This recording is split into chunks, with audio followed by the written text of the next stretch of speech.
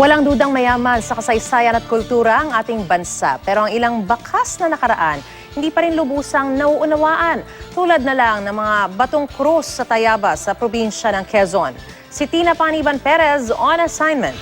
Maria Jose, Ari ng lupa at langit, tulungan mo. Dito sa lungsod ng Tayabas sa Quezon, magkahabi ang nakaraan, kasalukuyan at kalikasan.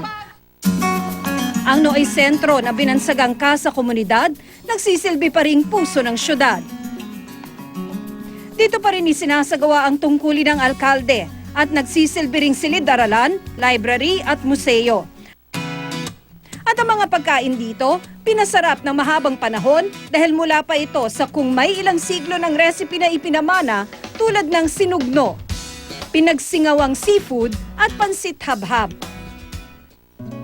Pero sa kagubatan ng lungsod na ito, nagkukubli ang mga bakas ng nakaraan na tila limot na ng karamihan. Ito ang mga misteryosong krus na bato ng Tayabas. Mas malaki pa sa tao at tila ilang daang taon nang nakatayo sa likod ng mga bahay rito. Nung kami ay mga bata, pang edad ko ay 13 years old, ay ngayon ayun ay aming pinagsasanta kurusan. Maraming tao. Dahil yun ay kinakantahan pa, pinagdadasalan. Pero ang mga dasal na Latina winiwika sa mahalagang okasyong ito, wala nang nakakaalam. Kwento ni Mang Apolonio, may katumbas na Latina dasal ang bawat letra na nakaukit sa krus. Sila yung nag-aawitan at bawat isang litra ay di kanilang sinasambit yun na mahaba ang hinahayo ng isang litra. Yun ang inabot-abot ko nung ako'y elementary.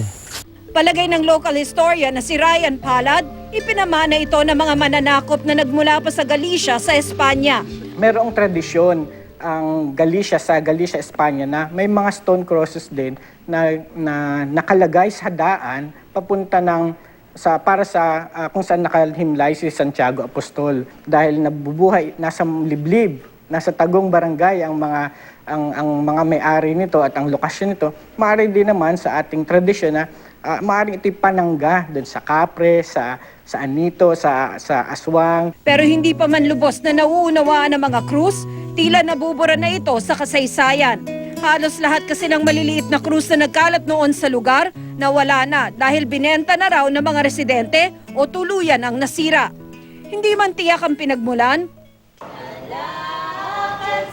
dama naman daw ang pananampalataya ng mga nagpapatuloy sa tradisyong nakakabit dito. Si Lola Cecilia, itinuturo ang himig ng sagutan sa kanyang mga kabarangay.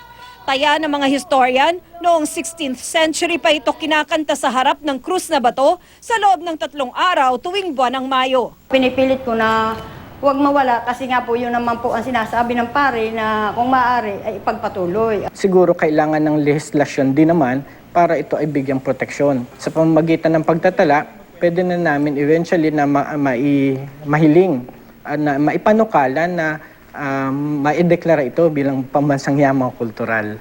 May mga bagay mang hindi natin lubusang nauunawaan, bahagi pa rin ito ng kwento ng ating mga ninuno na nagsisilbing paalala ng ating mayamang kasaysayan. Ako si Tina Paniban Perez at ito ang aking assignment.